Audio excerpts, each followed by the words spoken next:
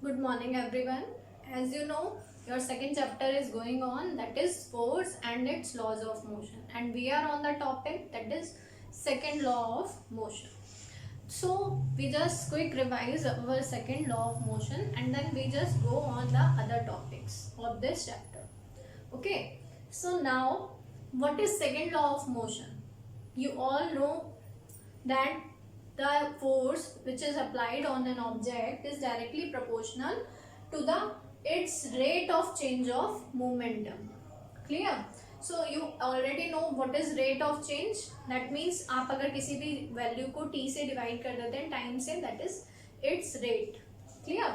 So force is directly proportional to rate of change of momentum, and when you just solve it and put the values of delta p and d, then you just get F equals to m into a. So force is a product of mass into acceleration. Okay, now here comes a new quantity, that is impulse. Now what is impulse? As you know, in the second law you read that rate of change of momentum, but now what is impulse? Impulse is only change of momentum, कि हम momentum में कितना change कर रहे हैं, that is impulse. Clear? और impulse की एक new quantity physics में आती है, that you read, that is impulsive force. Now what is impulsive force? Impulsive force is that force which is in which a large force is applied for a very few seconds या very few of time. Clear? A large force is applied for a very short time is called impulsive force. Now what is, अगर हम इसको एक example से समझना चाहें तो impulsive force क्या होता है? सपोज अगर आप घर से बाहर निकले और घर के बाहर से बाइक जा रही थी और जल्दबाजी में आप पीछे मुड़े, तब तक वो बाइक आपके पैर पे होती हुई चली गई. Now what will happen? Bike की स्पीड तेज होती है, सो एज यू नो उसका मास भी काफी ज्यादा होता है. Clear? So when it will move on your feet, so बहुत ही कम टाइम के लिए ये आपके पैर पे चढ़ती हुई निकल जाती है. So this force is known as impulsive force. So अगर हम इसको एक ग्राफ के अकॉर्डिंगली समझें इस एग्जाम्पल को, तो क्या हुआ कि पहले नीचे मैंने एक्स एक्सिस पर टाइम लिया हुआ है और वाई एक्सिस पर फोर्स. सो क्या हुआ, पहले थोड़ा फोर्स लगा, फिर जब बॉडी पूरी आ गई आपके पैर पे तब ज्यादा फोर्स लगा, फिर धीरे धीरे कम होता हुआ खत्म हो गया फोर्स. यही तो हुआ. सो एज यू नो पहले थोड़ा फोर्स था, फिर और बढ़ा और एक टाइम पर मैक्सिमम हुआ फोर्स और फिर धीरे धीरे कम होता गया.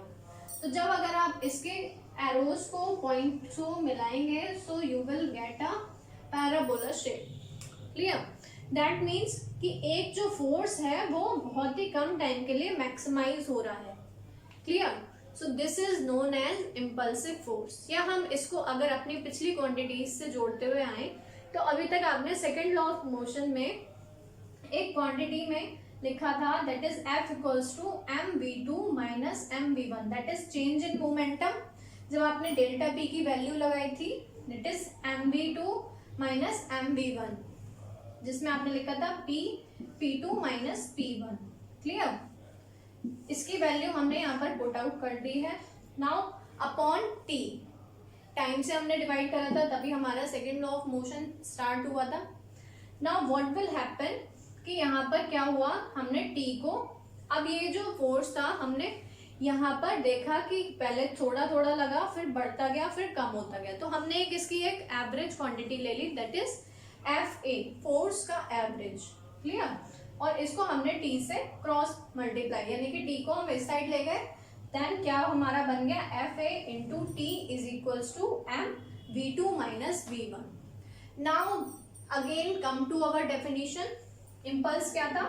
Change of momentum. और ये क्या है?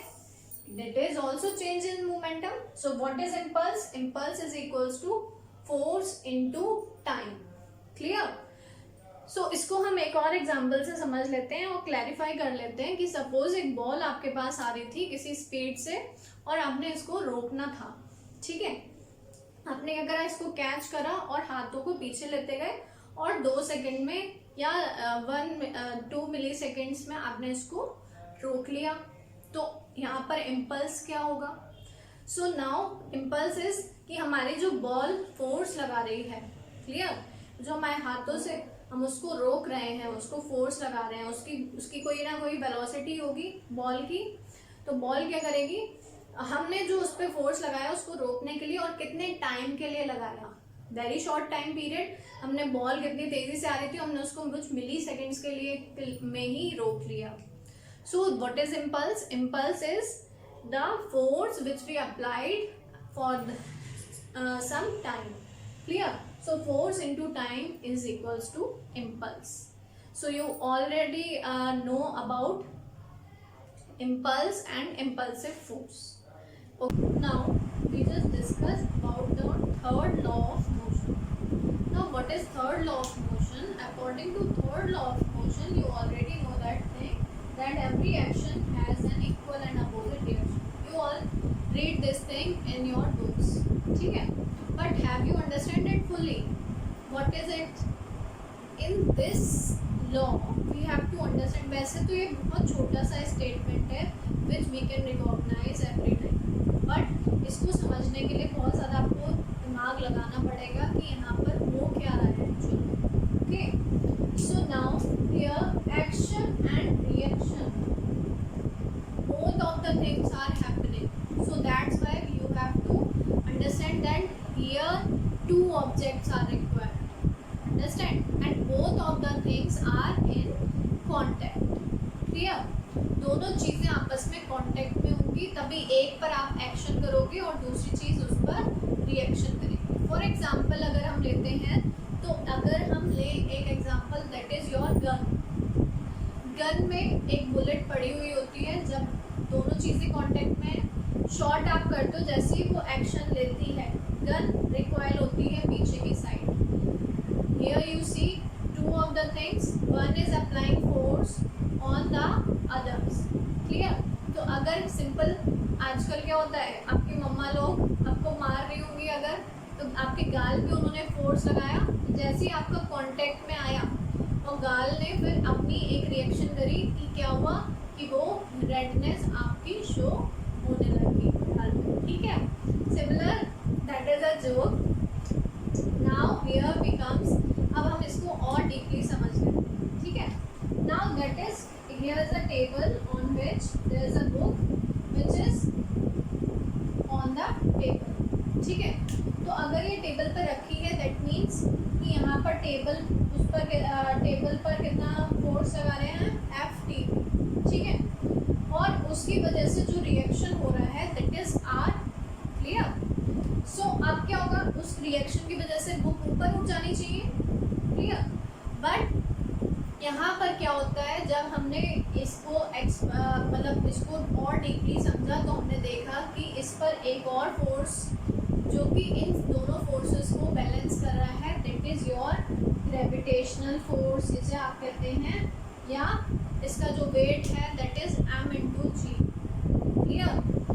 तो यहाँ पर एक और फोर्स लग रहा था, दैट इज m/g, उसके वेट की वजह से, क्लियर? तो यहाँ पर अब ये 3 फोर्स यहाँ पर काम कर रहे हैं, 1, 2 and 3, clear? So here their 3 forces are such in a way that they balance each other. That's why this book is not moving anywhere. You already read this thing in first law of motion that अगर balances हैं force सारे आपके, तो वो अपनी ही position में, that means according to inertia it will remain in its position. First law में आपने पढ़ा कि ये क्या था, फोर्स की क्वालिटी बता रहा था कि वो मोशन में है तो मोशन में रहेगा, और अगर रेस्ट में है तो रेस्ट में रहेगा। सेकेंड में आपने पढ़ा फोर्स एक्चुअल में है क्या। नाउ थर्ड इक्वेशन या थर्ड लॉ ऑफ मोशन जो है आपकी, दैट इज जो आपकी एक्सप्लेन करती है what is the characteristic of that force, clear? कि उस फोर्स की करेक्टरिस्टिक क्या है। तो करेक्टरिस्टिक क्या है, दैट इज एवरी एक्शन, जब भी हम किसी भी कोई भी फोर्स किसी ऑब्जेक्ट पर लग रहा है तो अगर दूसरा ऑब्जेक्ट उसके पास है, कांटेक्ट में आता है, तो वो उस पर रिएक्ट करेगा। So you all understand your third law of motion, that is every action has an equal and opposite reaction.